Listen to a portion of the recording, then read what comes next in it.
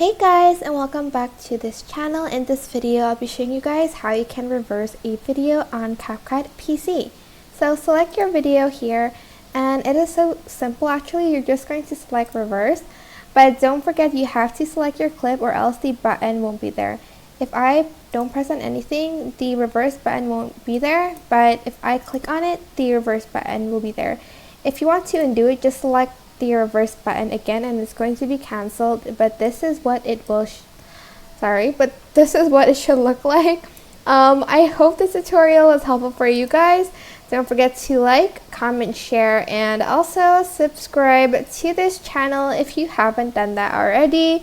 If you have any questions, just leave it in the comment section down below and I will try my best to answer them all for you guys. If you found this video helpful, please click the thanks button above the description box down below. It will mean a lot to this channel. So yeah, thank you so much for watching. Bye!